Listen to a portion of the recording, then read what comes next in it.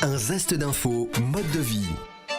On parle mode de vie dans un zeste d'info. Un notaire répond à vos questions et c'est avec Jessie Willens. Nous allons parler de nos droits, Jessie. Comment faire un legs à une association ou à une fondation? C'est la question que nous avons posée à maître Sylvain Plantelin.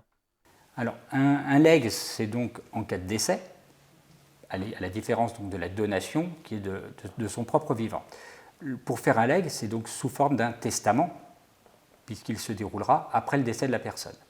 Il y aurait donc lieu de faire un testament, que le défunt, avant de décéder bien évidemment, fasse son testament, et il indiquera dans son testament, que ce testament soit holographe, c'est-à-dire écrit de sa main, ou authentique, dicté au notaire, ses propres volontés, en spécifiant à quelle association ou fondation il entend donner.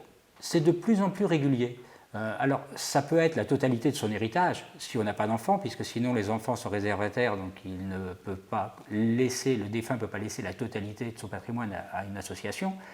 Mais très régulièrement, les héritiers, le défunt prévoit dans un testament de laisser une somme d'argent à une association pour des handicapés, pour les animaux, pour une maladie, avec une spécificité en indiquant le montant qu'il envisage de laisser.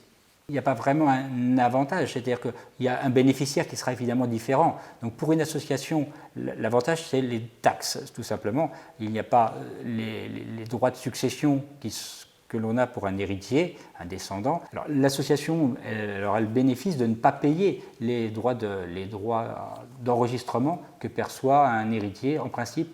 Des propos recueillis par Matteo Pasto, notre stagiaire à l'ISCPA, l'Institut supérieur des médias de Paris. Merci Matteo Pasto, merci Jessie Willens. Vous pouvez retrouver cette chronique en podcast audio et vidéo, réagir également sur nos réseaux sociaux, hashtag #unzestdinfo. Et vous pouvez également retrouver l'ensemble de ces podcasts sur notre application Radio Sensation.